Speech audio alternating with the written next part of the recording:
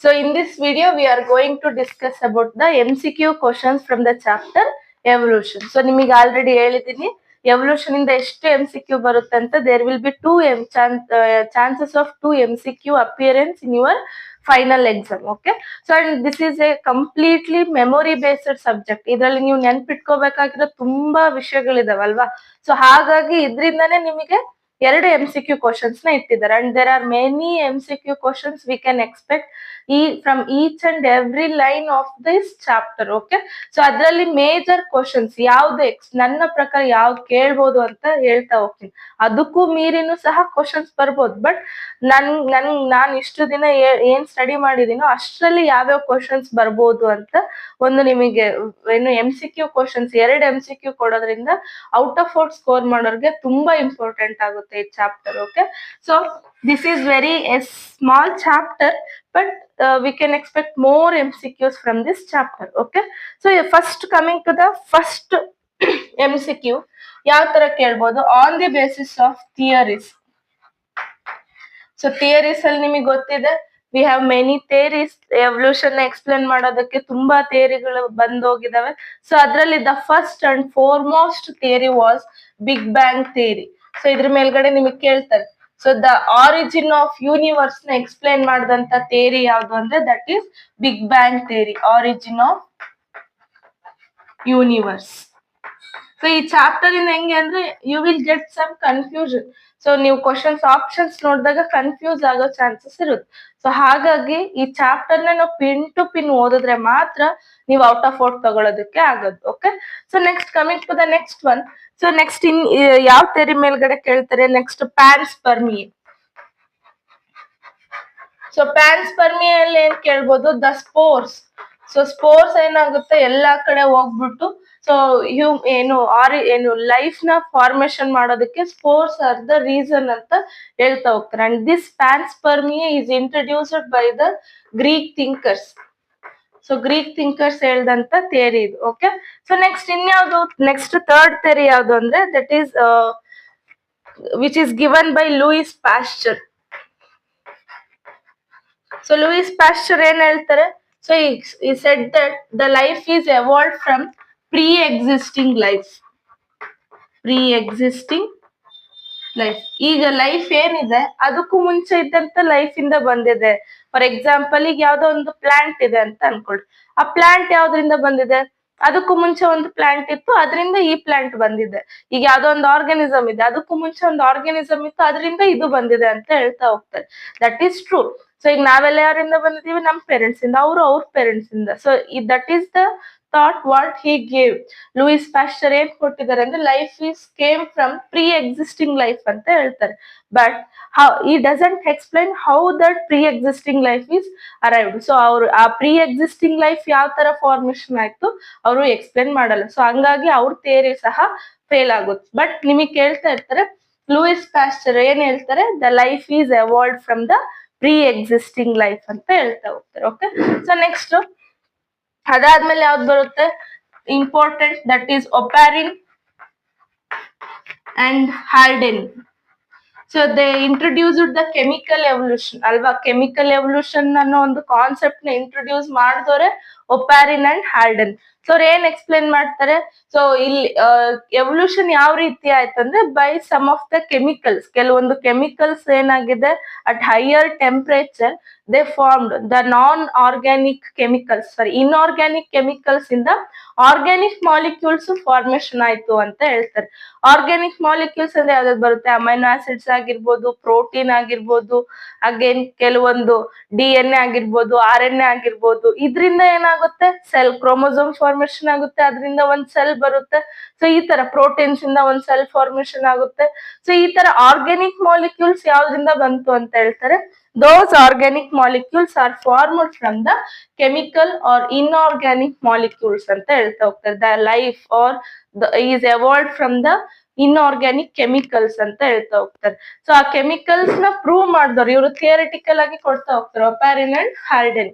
And that chemical evolution is experimentally confirmed or experimentally proved by the next scientist, that is S.L.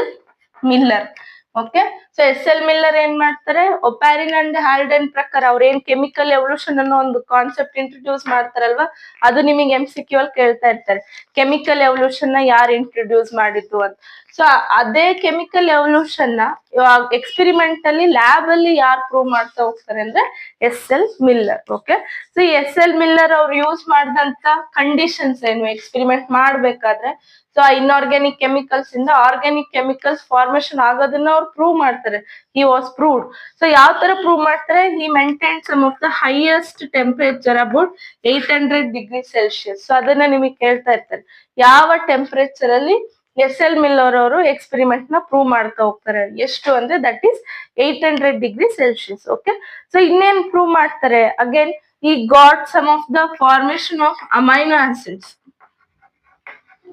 So amino acid formation ನೋಡ್ತಾ ಹೋಗ್ತಾರೆ. ಕೆಲವೊಂದು amino acids formation ಆಗುತ್ತೆ. Those are the result of the SL Miller experiment. ಅದೇ experiment ನ SL Miller ಏನ್ ಮಾಡ್ತಾರಲ್ವಾ, ಅದೇ experiment ನೇ ಬೇರೆಯವರು ಸಹ ಮಾಡ್ತಾರೆ. ಸೊ ಅವಾಗ ಏನೇನ್ ಸಿಗುತ್ತೆ ಅಂದ್ರೆ, ದೇ ಗಾಟ್ ಪ್ರೋಟೀನ್ ಗೈಂಟ್ ಮಾಲಿಕ್ಯೂಲ್ಸ್ ಅಂತ ಕರಿತೀವಿ. ಪ್ರೋಟೀನ್ ಆಗಿರ್ಬೋದು, RNA ಆಗಿರ್ಬೋದು, ಅಥವಾ DNA ಆಗಿರ್ಬೋದು. ಸೊ ಇದು ಬೇರೆಯವರು ಮಾಡಿದಾಗ ಸಿಕ್ಕಿದಂತ ಪ್ರಾಡಕ್ಟ್ಸ್. ಓಕೆ. ಸೊ ಇಷ್ಟು ನಿಮಗೆ ಥಿಯರೀಸ್ ಮೇಲ್ಗಡೆ ಏನು ಬಿಗಿನಿಂಗ್ ಎವಲ್ಯೂಷನ್ ಥಿಯರೀಸ್ ಇದಾವಲ್ವಾ, ಅದ್ರ ಮೇಲ್ಗಡೆ ಬರುವಂತ MCQ ಕ್ವಶನ್ಸ್. ಸೊ ಇಲ್ಲಿ ನಿಮಗೆ ಟೆಂಪರೇಚರ್ ಕೇಳ್ತಾರೆ and the molecules. SL Miller experiment ಅಲ್ಲಿ ಅವ್ರಿಗೆ ಏನ್ ಸಿಕ್ತು ಅಂತ ಅಂದ್ರೆ that is amino acids. Okay. So 3 amino acid ಸಿಗುತ್ತೆ, ಬಟ್ ಅದ್ ನಿಮ್ ಥಿಯರಿಲಿಲ್ಲ. ಸೊ CET ವಿಡಿಯೋ ಮಾಡ್ಬೇಕಾದ್ರೆ ಹೇಳ್ತೀನಿ, ಬಟ್ ನಿಮಗೆ ಗೊತ್ತಿರ್ಬೇಕು ಅವ್ರಿಗೆ ಏನ್ ಸಿಗುತ್ತೆ ಅಂದ್ರೆ what was the product means amino acid. Okay. So coming to the next question, ಇನ್ಯಾವ ತರ ಕ್ವಶನ್ ಕೇಳ್ತಾರೆ ಇದ್ರಲ್ಲಿ ಅಂತಂದ್ರೆ,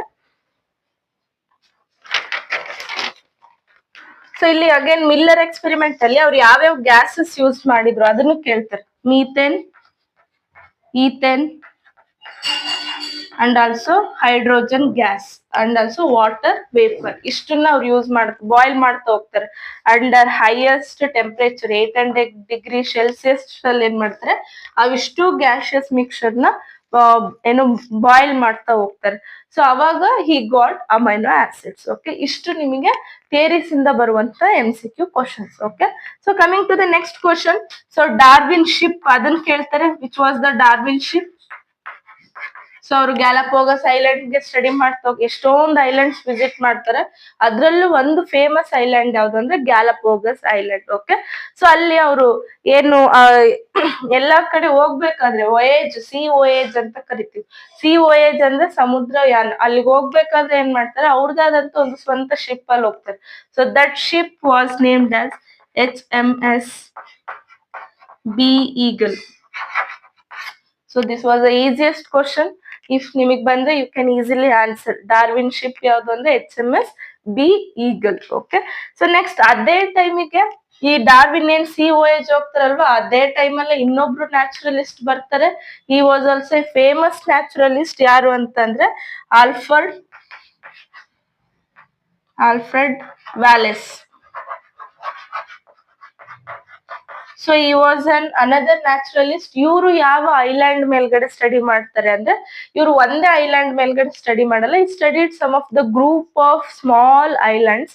ಅವನ್ನೆಲ್ಲ ಸೇರಿ ಏನಂತ ನೇಮ್ ಮಾಡ್ತಾರೆ ಅಂದ್ರೆ those are called Malay archipelago. Malay archipelago ಇದನ್ನ ನಿಮಗೆ ಕೇಳ್ತಾ ಹೋಗ್ತಾರೆ. Okay.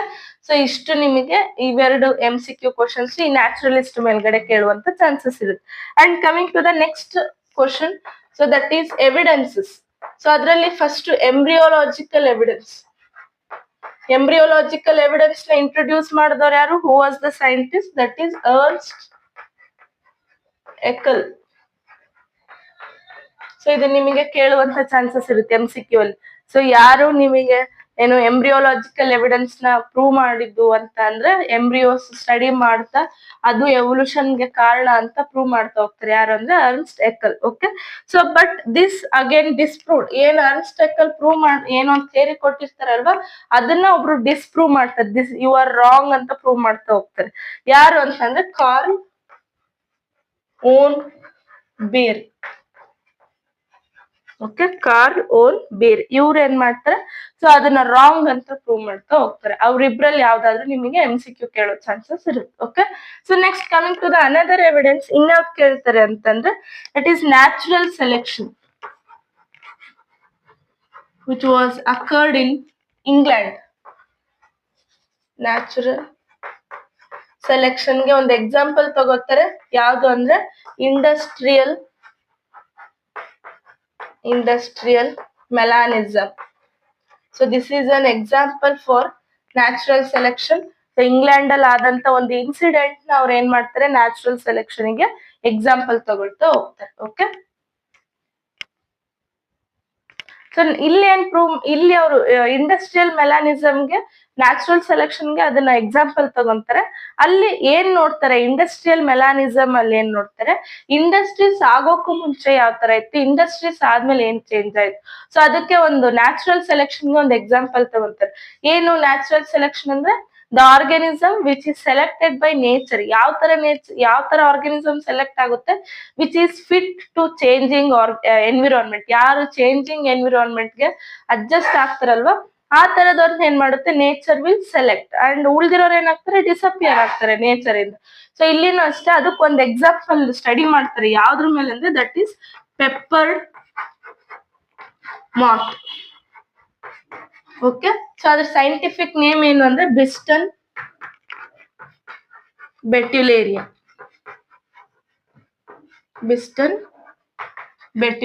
So this is the example it took by, that is during natural selection study ಮಾಡ್ಬೇಕಾದ್ರೆ ಏನು ಡಾರ್ವಿನ್ ಅವರು ಇಂಡಸ್ಟ್ರಿಯಲ್ ಮೆಲಾನಿಸಮ್ ನ ಎಕ್ಸಾಂಪಲ್ ತಗೊಂತಾರೆ. ಸೊ ಅಲ್ಲಿ ಯಾವ ಮಾತ್ ಮೇಲೆ ಸ್ಟಡಿ ಮಾಡ್ತಾರೆ ಅಂದ್ರೆ that is peppered moth commonly, or it is scientifically called as Biston betularia. Okay, so next ಇನ್ಯಾವ್ದು ಕೇಳ್ತಾರೆ, ನೆಕ್ಸ್ಟ್ MCQ ಯಾವ್ದು ಅಂತಂದ್ರೆ ದಟ್ ಈಸ್ ಅಡಾಪ್ಟಿವ್ ರೇಡಿಯೇಷನ್. ನಿಮಗೆ ಆಲ್ರೆಡಿ ಗೊತ್ತಿದೆ. ಸೊ ಇದನ್ನ ನಿಮಗೆ 3 ಮಾರ್ಕ್ಸ್ ಅಲ್ಲಿ ಕೇಳ್ತಾ ಹೋಗ್ತಾರೆ. ಸೊ ಇಲ್ಲಿ ಅಡಾಪ್ಟಿವ್ ರೇಡಿಯೇಷನ್ ಮೇಲ್ಗಡೆ ಯಾವ ತರ MCQ ಬರುತ್ತೆ ಅಂದ್ರೆ, if 2 adaptive radiations are occurred on a same place, ಒಂದೇ ಪ್ಲೇಸ್ ಅಲ್ಲಿ 2 ಡಿಫ್ರೆಂಟ್ ಅಡಾಪ್ಟಿವ್ ರೇಡಿಯೇಷನ್ ಆಗ್ತಾ ಇದ್ರೆ ಅವೆರಡ್ರ ಮಧ್ಯೆ ಯಾವ ತರ ಎವಲ್ಯೂಷನ್ ಆಗುತ್ತೆ ಅಂದ್ರೆ that is they show convergent evolution. So ಇದನ್ನ ನಿಮಗೆ MCQ ಅಲ್ಲಿ ಕೇಳ್ತಾರೆ, convergent evolution. If the 2 adaptive radiations of 2 different organisms are taking place in a same region, ಅವಾಗ ಅವೆರಡ್ರ ಮಧ್ಯೆ ಯಾವ ತರ ಎವಲ್ಯೂಷನ್ ಆಗುತ್ತೆ ಅಂದ್ರೆ it shows convergent type of evolution. Okay, so next ಇನ್ನೇನ್ ಹೇಳ್ಬೋದು, ದಟ್ 2 ಕೀ ಕಾನ್ಸೆಪ್ಟ್ಸ್ ಆಲ್ರೆಡಿ ಹೇಳಿದೀನಿ 2 ಮಾರ್ಕ್ಸ್ ಅಲ್ಲಿ. ನೆಕ್ಸ್ಟ್ ಲೆಮಾರ್ಕಿಸಮ್ ಮೇಲ್ಗಡೆ ಕ್ವಶನ್ ಕೇಳ್ತಾರೆ. ಲೆಮಾರ್ಕಿಸಮ್, ಅದಕ್ಕೆ ಎಕ್ಸಾಂಪಲ್ ಯಾವ್ದು ಕೊಟ್ಟಿದ್ದಾರೆ ನಿಮಗೆ, ಲೆಮಾರ್ಕಿಸಮ್ ಪ್ರಕಾರ ಏನು, ಯೂಸ್ ಅಂಡ್ ಡಿಸ್ಯೂಸ್ ಥಿಯರಿ. ನಾವ್ ಯಾವ ಆರ್ಗನ್ ನ ಜಾಸ್ತಿ ಯೂಸ್ ಮಾಡ್ತೀವೋ ದಟ್ ವಿಲ್ ಗ್ರೋ ಮೋರ್. ಯಾವ ಆರ್ಗನ್ ನಾವು ಜಾಸ್ತಿ ಯೂಸ್ ಮಾಡಲ್ವೋ ಅದು ಡಿಸಪಿಯರ್ ಆಗ್ತಾ ಹೋಗುತ್ತೆ. ಫಾರ್ ಎಕ್ಸಾಂಪಲ್ ನಮ್ಮ ವಿಸ್ಡಮ್ ಟೂತ್ ಆಗಿರ್ಬೋದು, ಅಥವಾ ಅಗೇನ್ ಏನು ಸಾರಿ ಟೈಲ್ ಬೋನ್ ಆಗಿರ್ಬೋದು. ಇವೆಲ್ಲ ಯಾವ್ದಕ್ಕೆ example, use and disuse theory. So ನಿಮಗೆ ಅದ್ರಲ್ಲಿ ಒಂದ್ ಯಾವ್ದು ಕೊಟ್ಟಿದ್ದಾರೆ ಅಂದ್ರೆ ಜಿರಾಫೆ ನೆಕ್. ಸೊ ನಿಮಗೆ ಎಕ್ಸಾಮ್ ಅಲ್ಲಿ ಕೊಡೋದು ಇದೆ ಜಿರಾಫೆ ನೆಕ್. ಓಕೆ, ಸೊ ಜಿರಾಫೆಸ್ ಏನ್ ಮಾಡ್ತು, ಹೈಟ್ ಅಲ್ಲಿ ಇರೋದನ್ನ ತಿನ್ನೋದಕ್ಕೆ ಪ್ರಯತ್ನ ಪಟ್ಟು ಅದ್ರ ನೆಕ್ ಏನಾಗುತ್ತೆ, ಉದ್ದ ಆಗ್ತಾ ಹೋಗುತ್ತೆ. ಸೊ ಯಾವ ಆರ್ಗನ್ ನಾವು ಜಾಸ್ತಿ ಯೂಸ್ ಮಾಡ್ತೀವೋ ಅದು ಏನಾಗುತ್ತೆ, ಜಾಸ್ತಿ ಗ್ರೋತ್ ಆಗುತ್ತೆ, ಮತ್ತೆ ನೆಕ್ಸ್ಟ್ ಜನರೇಷನ್ಗೆ ಏನಾಗುತ್ತೆ, ಅದು ಇನ್ಹೆರಿಟೆನ್ಸ್ ಆಗ್ತಾ ಹೋಗುತ್ತೆ. So that is called Lamarckism, use and disuse theory ಅಂತ ಕರಿತೀವಿ. ಅದಕ್ಕೆ ಅವ್ರ ಎಕ್ಸಾಂಪಲ್ ಯಾವ್ದು ತಗೊಂತಾರೆ, giraffe neck. Okay, so coming to the next one, Thomas Malthus. ಇವ್ರದ್ದು ನೀವು ಕ್ವಶನ್ ಎಕ್ಸ್ಪೆಕ್ಟ್ ಮಾಡ್ಬೋದು. Thomas Malthus. ಸೊ ಇವ್ರು ಏನ್ ಹೇಳ್ತಾರೆ, Thomas Malthus was explained the population. So ಯಾವ ತರ ಪಾಪ್ಯುಲೇಷನ್ಸ್ ಅಲ್ಲಿ ಕ್ಯಾರೆಕ್ಟರ್ಸ್ ಅಥವಾ ವೇರಿಯೇಷನ್ಸ್ ಆಗ್ತಾ ಹೋಗುತ್ತೆ, ಯಾವ ತರ ಜೀನ್ಸ್ ಇನ್ಹೆರಿಟೆನ್ಸ್ ಆಗ್ತಾ ಹೋಗುತ್ತೆ. ಸೊ ಪಾಪ್ಯುಲೇಷನ್ ಜೆನೆಟಿಕ್ಸ್ ಮೇಲ್ಗಡೆ ಸ್ಟಡಿ ಮಾಡಿದವ್ರು ಯಾರು ಅಂದ್ರೆ ಥಾಮಸ್ ಮಾಲ್ಥus. ಅದ್ ನಿಮಗೆ ಗೊತ್ತಿರ್ಬೇಕು, the scientist are the naturalist who studied on the population genetics. ಯಾವ ಒಂದು ಪಾಪ್ಯುಲೇಷನ್ ಅಲ್ಲಿ ಯಾವ ತರ ಜೀನ್ಸ್ ಇದೆ, ಅಲ್ಲಿ ಏನೇನ್ ವೇರಿಯೇಷನ್ಸ್ ಆಗುತ್ತೆ, ಅದನ್ನೆಲ್ಲ ಸ್ಟಡಿ ಮಾಡಿದವ್ರು ಯಾರು ಅಂದ್ರೆ Thomas Malthus. Okay, so next Again, next scientist was Hugo de Vries. So Hugo de Vries ಏನ್ ಎಕ್ಸ್ಪ್ಲೇನ್ ಮಾಡ್ತಾರೆ ಅಂದ್ರೆ, ಸೊ ಈ also explain the type of evolution. So ಇವರು ಮತ್ತೆ ಡಾರ್ವಿನ್ ಏನಿದ್ದಾರೆ ಕಂಪ್ಲೀಟ್ ಆಗಿ ಅಪೋಸಿಟ್ ಅಲ್ಲಿ ಅವ್ರ ಸ್ಟೇಟ್ಮೆಂಟ್ಸ್ ಇರುತ್ತೆ. ಸೊ ಡಾರ್ವಿನ್ ಏನ್ ಹೇಳ್ತಾರೆ, ಎವಲ್ಯೂಷನ್ ವಾಸ್ ಸ್ಲೋ ಪ್ರೋಸೆಸ್ ಅಂತ ಹೇಳ್ತಾರೆ, ಅದು ನಿಧಾನಕ್ಕಾಗಿದ್ದು ಅಂತ ಹೇಳ್ತಾರೆ. But Hugo de Vries explain that evolution is a sudden process ಅಂತ ಹೇಳ್ತಾ ಹೋಗ್ತಾರೆ.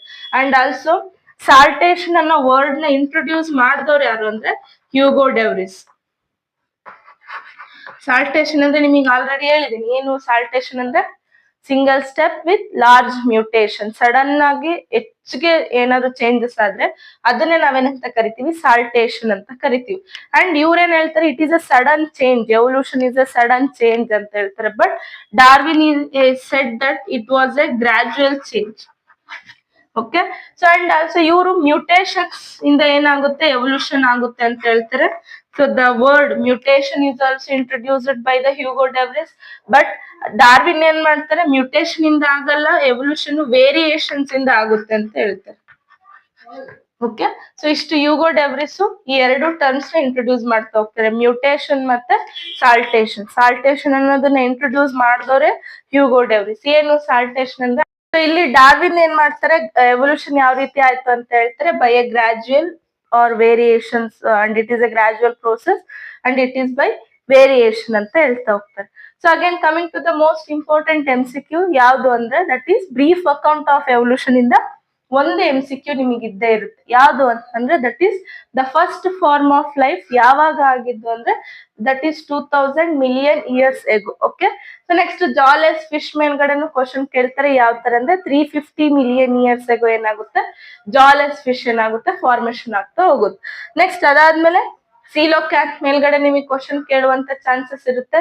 ಸೊ ಸೀಲೋಕ್ಯಾತ್ ಫಿಶ್ ಏನ್ ಹೇಳುತ್ತೆ ಅಂತಂದ್ರೆ, so it is an example for lobe finned fish and it is the first formed fish. Okay, so first formation ಆದಂತ fish ಯಾವುದು ಅಂದ್ರೆ coelacanth. So ಏನಿದ್ರ ಇಂಪಾರ್ಟೆನ್ಸ್ ಅಂತಂದ್ರೆ, ಸೊ ಇದು ಫಿಶ್ ಏನಾಗಿದೆ, ಎಕ್ಸ್ಟಿಂಟ್ ಆಗಿದೆ ಅನ್ಕೊಂಡಿರ್ತಾರೆ. It thought to be it was extinct. Okay, but after many years, million of years ಆದ್ಮೇಲೆ ಏನಾಗುತ್ತೆ, in the year 1938 in South Africa again it was reappeared. ಅದು extinct ಆಗಿದೆ ಅಂತ ಅನ್ಕೊಂಡಿರೋಂಥ ಫಿಶ್ ಏನಾಗುತ್ತೆ, ಮತ್ತೆ ಕಾಣಿಸ್ಕೊಳ್ಳುತ್ತೆ. ಓಕೆ, ಸೊ ಇದು this is very important MCQ for your final exam. Okay, so next ಇನ್ಯಾವ್ದು ಕೇಳ್ತಾರೆ, coal deposition. So coal deposition ಯಾವ್ದ್ರಿಂದ ಆಗಿದೆ, ಏನೀಗ ಪ್ರೆಸೆಂಟ್ ಲೈಫ್ ಅಲ್ಲಿ ಏನು ಪ್ರೆಸೆಂಟ್ ಎರಾದಲ್ಲಿ ಕೋಲ್ ಇದೆ ಅಲ್ವಾ, ಸೊ ಆ ಕೋಲ್ ಯಾವ್ದ್ರಿಂದ ಫಾರ್ಮೇಶನ್ ಆಗಿದೆ, ಕಲ್ಲಿದ್ಲು ಅಂತ ನಾವು ಕರಿತಾ ಹೋಗ್ತೀವಿ. ಸೊ ಅದು ಎಲ್ಲಿಂದ ಆಗಿರೋದು ಅಂತಂದ್ರೆ, that is from the giant pteridophyte. And also coming to the reptiles. So the fish like reptile, ಯಾವ್ದು ರೆಪ್ಟೈಲ್ ಆಗಿ ಫಾರ್ಮೇಶನ್ ಆಯ್ತು, ಸಾರಿ ರೆಪ್ಟೈಲ್, ಕೆಲವೊಂದು ರೆಪ್ಟೈಲ್, ನನಗೆ ಈ ಭೂಮಿ ಸವಾಸ ಬೇಡಪ್ಪ, ನಾನು ಮತ್ತೆ ನೀರಿಗೆ ಹೋಗ್ತೀನಿ, ಫಿಶ್ ಇದ್ದಿದ್ದು ರೆಪ್ಟೈಲ್ ಆಗಿ ಎವಲ್ಯೂಷನ್ ಆಗಿರುತ್ತೆ, ಮತ್ತೆ ರೆಪ್ಟೈಲ್ ಇದ್ದೇನಾಗುತ್ತೆ, again it went back to the water and live like a fish like reptile. So ಅದಕ್ಕೆ ಎಕ್ಸಾಂಪಲ್ ಯಾವ್ದಂದ್ರೆ ಇಕ್ತಿಯೋಸಾರಸ್. ಓಕೆ, ಇಕ್ತಿಯೋ ಅಂದ್ರೆ fish, saurus means reptile. So fish like reptile that is called ichthyosaurus. Okay, ಇದನ್ನು ಅಷ್ಟೇ ತುಂಬಾ important MCQ. Okay, and also coming to the next one, the largest reptile. The largest reptile ಯಾವುದು ಅಂತಂದ್ರೆ tyrannosaurus rex. Okay, it is also called as T-Rex or Tyrannosaurus rex. This was the largest dinosaurus in the evolution. Okay, so again ಈ T-Rex ಬಗ್ಗೆ characters ಕೊಟ್ಟಿದ್ದಾರೆ ಕೆಲವೊಂದು. ಎಷ್ಟು height ಇತ್ತು, the T-Rex was 20 feet height. Okay, and also ಇನ್ನೇನಾದ್ರೂ characters ಅಂದ್ರೆ, they have some dagger like tooth. Dagger ಅಂದ್ರೆ ಭಯಾನಕ ಅಂತ, ದೊಡ್ಡ ದೊಡ್ಡ ಹಲ್ಗಳಿತ್ತು ಅದಕ್ಕೆ, and it was too height. Okay, so ಇಷ್ಟು ಇದು ನಿಮಗೆ ಲಾರ್ಜೆಸ್ಟ್ ರೆಪ್ಟೈಲ್ ಟೈರನೋಸಾರಸ್ ರೆಕ್ಸ್ ಮೇಲ್ಗಡೆ ಕೇಳ್ತಾ ಇರ್ತಾರೆ ಕ್ವಶನ್, ಯು ಶುಡ್ ರಿಮೆಂಬರ್. ಇದ್ರಲ್ಲಿ ಸೀಲೋಕ್ಯಾಂತ್ ಫಿಶ್ ಆಗಿರ್ಬೋದು, ಇಕ್ತಿಯೋಸಾರಸ್ ಆಗಿರ್ಬೋದು, ಟೈರನೋಸಾರಸ್ ರೆಕ್ಸ್ ಆಗಿರ್ಬೋದು, ಇದ್ರ ಮೇಲ್ಗಡೆ ಕ್ವಶನ್ ಇದ್ದೇ ಇರುತ್ತೆ. Okay, so and coming to the next one, that is 65 million years ago these reptiles were suddenly disappear. Especially dinosaurs ಏನಾಗುತ್ತೆ 65 ಮಿಲಿಯನ್ ಇಯರ್ಸ್ ಆಗೋ ಸಡನ್ ಆಗಿ ಡಿಸಪಿಯರ್ ಆಗುತ್ತೆ. We don't know the definite reason. ಯಾಕೆ? ಕೆಲವೊಂದು environmental changes ಇಂದ ಆಗಿರ್ಬೋದು ಅಂತ ಕೆಲವೊಬ್ರು ಹೇಳ್ತಾರೆ, ಡ್ಯೂ ಟು ಕಾಂಪಿಟೇಷನ್ ಅಂತ ಕೆಲವೊಬ್ರು ಹೇಳ್ತಾರೆ. ಓಕೆ, ಸೊ 65 ಮಿಲಿಯನ್ ಇಯರ್ಸ್ ಆಗೋ ಏನಾಗುತ್ತೆ ಸಡನ್ ಆಗಿ they start to disappear. Okay, so next ಅದಾದ್ಮೇಲೆ ಇನ್ಯಾವ್ದು ಕೇಳ್ತಾರೆ ಅಂದ್ರೆ ದ ಫಸ್ಟ್ ಮ್ಯಾಮಲ್ ಯಾವ ತರ ಇದ್ರು? The first mammals were shrew like ಅಂತ ಕರಿತಾ ಹೋಗ್ತಿದ್ದೆ. ದ ಸ್ಮಾಲ್ ಆರ್ಗ್ಯಾನಿಸಮ್ ಶ್ರೀವ್ಸ್ ಅಂತ ಕರಿತೀವಿ. ಆ ತರ ಏನಿತ್ತು, first mammals were the shrew like. First mammals ಯಾವ ತರ ಇದ್ರು? Those are like shrews. Okay, shrew like mammals ಅಂತ ಕರಿತಾ ಹೋಗ್ತೀವಿ. ಓಕೆ, ಸೊ ಅಗೇನ್ ಇಲ್ಲಿ ಇನ್ನೊಂದು ಫಸ್ಟ್ ಮ್ಯಾಮಲ್ಸ್ ಫಾರ್ಮೇಶನ್ ಅಂದಾಗ ಯಾವ ಮ್ಯಾಮಲ್ಸ್ ಫಸ್ಟ್ ಫಾರ್ಮೇಶನ್ ಆಗುತ್ತೆ? South American mammals. Then after that North American mammals. These are over ridden by North American mammals. Okay, so ಇದೊಂದು ಗೊತ್ತಿರ್ಬೇಕು ನಿಮಗೆ. ಸೊ ನೆಕ್ಸ್ಟ್ ಇನ್ನೇನ್ ಕೇಳ್ತಾರೆ ಅಂದ್ರೆ, ಸೊ ಇಷ್ಟು ಬ್ರೀಫ್ ಅಕೌಂಟ್ ಆಫ್ ಎವಲ್ಯೂಷನ್ ಇಂದ ಇಷ್ಟು ಕ್ವಶನ್ ನ ನಿಮಗೆ ಕೇಳ್ತಾ ಹೋಗ್ತಾರೆ. ಅಂಡ್ ಆಲ್ಸೋ ಇನ್ನೊಂದು next concept is human evolution. Next ಇದ್ರ ಮೇಲೂ ಅಷ್ಟು ನಿಮಗೆ MCQ ಇದ್ದೇ ಇರುತ್ತೆ. ನಿಮಗೆ ಏನಾದ್ರು 5 ಮಾರ್ಕ್ಸ್ ಅಲ್ಲಿ ಹ್ಯೂಮನ್ ಎವಲ್ಯೂಷನ್ ಕೇಳಿಲ್ಲ ಅಂದ್ರೆ ಡೆಫಿನೆಟ್ ಅದರಿಂದ ಒಂದು MCQ ನ ಕೇಳ್ತಾರೆ. ಓಕೆ, ಸೊ ಹ್ಯೂಮನ್ ಎವಲ್ಯೂಷನ್ ಅಲ್ಲಿ again we have different stages. So we have Ramapithecus, Dryopithecus, Australopithecus, Homo habilis, Homo erectus, Neanderthal man, then Homo sapiens. So ಈ ತರ ನಾವು ಡಿಫ್ರೆಂಟ್ ಸ್ಟೇಜಸ್ ನ ನೋಡ್ತಾ ಹೋಗ್ತೀವಿ ಹ್ಯೂಮನ್ ಎವಲ್ಯೂಷನ್. ಸೊ ಅದರಲ್ಲಿ MCQ ಯಾವ ತರ ಕೇಳ್ತಾರೆ ಅಂದ್ರೆ, so that is the Dryopithecus. Dryopithecus ಮೇಲ್ಗಡೆ ಏನೇನ್ ಕೇಳ್ತಾರೆ? These are more ape like. Okay, 4 ಕಾಲಿಂದ ಓಡಾಡ್ತಾ ಇತ್ತು. And also the body is completely covered by hairs. Okay, then ಅದಾದ್ಮೇಲೆ ರಾಮಪಿಥಿಕಸ್. ಸೊ ರಾಮಪಿಥಿಕಸ್ ಆಗಿರ್ಬೋದು, ಡ್ರಯೋಪಿಥಿಕಸ್ ಆಗಿರ್ಬೋದು, ಇವ್ರು ಯಾವ ಏಜ್ ಅಲ್ಲಿ ಬರ್ತಾರೆ ಅಂದ್ರೆ, so these 15 million years ago ಇವ್ರಿಬ್ರು ನಾವು ನೋಡ್ತಾ ಹೋಗ್ತೀವಿ. Dryopithecus and ramapithecus. Ramapithecus are more man like. So ಇದನ್ನ ನಿಮಗೆ ಕೇಳ್ತಾ ಇರ್ತಾರೆ MCQ ಅಲ್ಲಿ.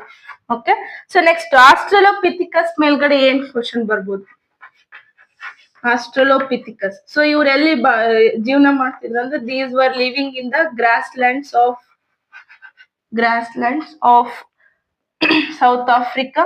ಓಕೆ, ನೆಕ್ಸ್ಟ್ ಅಗೇನ್ ಇವರು ಇಂಪಾರ್ಟೆಂಟ್ ಥಿಂಗ್ ಏನು ಆಸ್ಟ್ರಲೋಪಿಥಿಕಸ್ ಅಂದ್ರೆ, they were using weapons.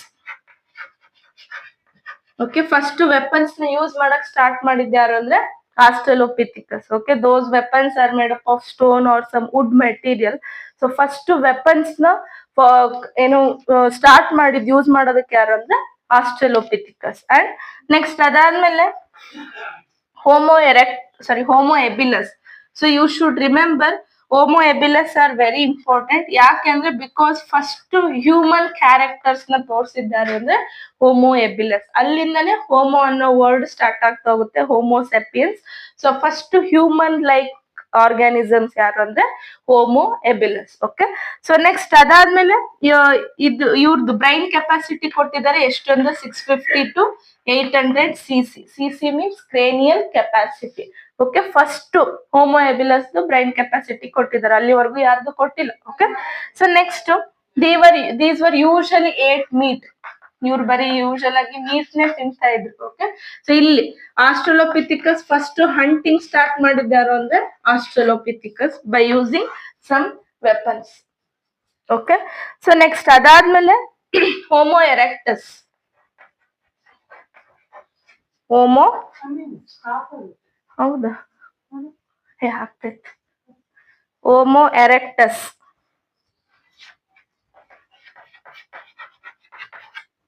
So homo erectus ನ ನಾವು ಕಾಮನ್ ಆಗಿ ಏನಂತ ಕರಿತೀವಿ ಅಂದ್ರೆ, these are called as Java man. So ಇವ್ರು ನಾವು ಜಾವಾ ಮ್ಯಾನ್ ಅಂತ ಕರಿತಾ ಹೋಗ್ತೀವಿ. ಯಾಕಂದ್ರೆ ಬಿಕಾಸ್ ದೋಸ್ ಫಾಸಿಲ್ಸ್, ಅವ್ರ ಫಾಸಿಲ್ಸ್ ಎಲ್ಲಿ ಸಿಕ್ಕಿದೆ ಅಂದ್ರೆ ಜಾವಾದಲ್ಲಿ ಸಿಕ್ಕಿದೆ, ಅದಕ್ಕೋಸ್ಕರ ಜಾವಾ ಮ್ಯಾನ್ ಅಂತ ಕರಿತಾ ಹೋಗ್ತೀವಿ. And also coming to that cranial capacity, ಇದನ್ನ ಕೇಳ್ತಾ ಇರ್ತಾರೆ 900 cc. ಓಕೆ, ಸೊ ನೆಕ್ಸ್ಟ್ ಇನ್ನೊಂದ್ ಏನ್ ಇಂಪಾರ್ಟೆಂಟ್ ಇವ್ರದ್ದು ಹೋಮೋ ಎರೆಕ್ಟಸ್ ಅಂದ್ರೆ, they usually eat meat. Sorry, Homo habilis, they were not eating meat. These usually they only ate meat. ಬರೀ ಮಾಂಸ ಮಾತ್ರ ತಿಂತಾ ಇದ್ರು. Okay, so coming to the next stage.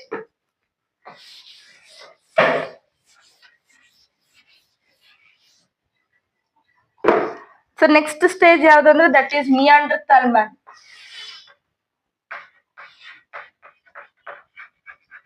Neanderthal man. Okay, so ಇವ್ರದ್ದು ತುಂಬಾ MCQ ಬರ್ತಾ ಇರುತ್ತೆ. ಒನ್ ಮೋಸ್ಟ್ ಇಂಪಾರ್ಟೆಂಟ್ MCQ ಯಾವ್ದು ಅಂದ್ರೆ that is the used hides to protect their body.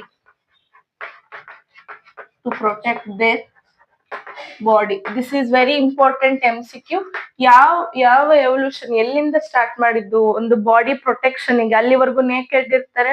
Okay, but ಅಲ್ಲಿಂದ ಏನಾಗ್ತಾರೆ, ಕೆಲವೊಂದು ಸ್ಕಿನ್ಸ್, ಅನಿಮಲ್ ಸ್ಕಿನ್ಸ್ ಆಗಿರ್ಬೋದು, ಯಾವ್ದಾದ್ರು ಟ್ರೀ ಬ್ರಾಂಚಸ್ ಆಗಿರ್ಬೋದು, ಲೀವ್ಸ್ ಆಗಿರ್ಬೋದು, ಅವನ್ನೆಲ್ಲ ಕವರ್ ಮಾಡ್ಕೊಂಡು ಬಾಡಿನ ಹೈಡಿಂಗ್ ನ ಸ್ಟಾರ್ಟ್ ಮಾಡ್ತಾರೆ. ಓಕೆ, ಬಾಡಿನ ಹೈಡ್ ಮಾಡೋದಕ್ಕೆ ಸ್ಟಾರ್ಟ್ ಮಾಡ್ತಾರೆ from to protect their body. ಕೆಲವೊಂದು ಡಿಸೀಸಸ್ ಇಂದ ಆಗಿರ್ಬೋದು, ಕೆಲವೊಂದು ಬ್ಯಾಕ್ಟೀರಿಯಾಸ್ ಇಂದ ಆಗಿರ್ಬೋದು, ಅದರಿಂದ ಪ್ರೊಟೆಕ್ಟ್ ಮಾಡ್ಕೊಳ್ಳೋದಕ್ಕೆ ಏನ್ ಮಾಡ್ತಾರೆ, they use it to start the hides. This is most important question from the Neanderthal man. And also coming to the brain capacity, so Neanderthal man, they have most maximum cranial capacity ಎಷ್ಟು ಅಂದ್ರೆ 1400 cc. ಇವು ಮೂರೇ ಕೊಟ್ಟಿರೋದು. Okay, ಯಾವ್ದಾವ್ದು ಅಂತ ಅಂದ್ರೆ 650 homo habilis 650 to 800 cc. ಅವ್ರದ್ದಾದ್ಮೇಲೆ homo erectus ಎಷ್ಟಿದೆ 900 cc. Then Neanderthal man, they have 1400 cc. Next ಅದಾದ್ಮೇಲೆ ಹೋಮೋಸೆಪಿಯನ್ಸ್.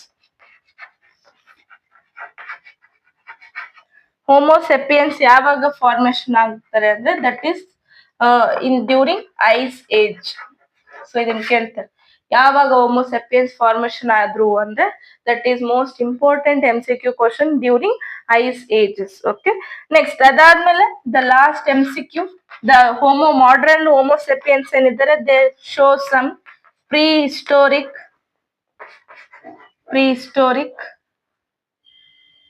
cave art ಅಂದ್ರೆ ಗುಹೆಗಳಲ್ಲೆಲ್ಲ ಏನ್ ಮಾಡ್ತಾರೆ, ಚಿತ್ರ ಬಿಡಿಸೋದು ಆತರ ಎಲ್ಲ ಸ್ಟಾರ್ಟ್ ಮಾಡ್ತಾರೆ. ಸೊ ಅದಕ್ಕೆ ಒಂದು ಎಕ್ಸಾಂಪಲ್ ಇದಾವೆ. ಯಾವ್ದು ಅಂದ್ರೆ ದಟ್ ಈಸ್ ಬಿಂಬೆಟ್ಕಲ್. ಒಂದು ಎಕ್ಸಾಂಪಲ್ ಇದೆ, ಬಿಂಬೆಟ್ಕಲ್ ರಾಕ್ ಶೆಲ್ಟರ್. ಎಲ್ಲಿದೆ ಇದು? ಇನ್ ಮಧ್ಯಪ್ರದೇಶ್.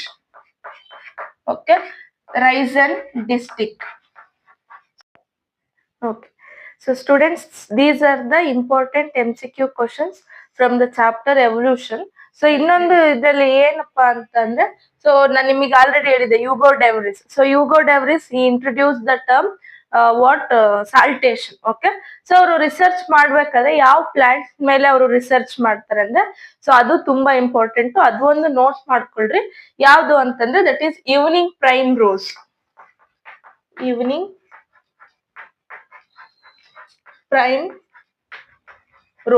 ಓಕೆ, ಸೊ ಇದನ್ನು ನಿಮಗೆ MCQ ಅಲ್ಲಿ ಕೇಳ್ತಿರ್ತಾರೆ. ಸೊ ಯಾವ ಪ್ಲಾಂಟ್ ಮೇಲೆ ಅವರು ರಿಸರ್ಚ್ ಮಾಡಿದ್ರು ಅಂದ್ರೆ that is called evening prime rose. Okay, so these are the most important questions for your MCQ type of questions. Okay, so be prepare all these questions before going to your final exam. Okay, all the best. Thank you.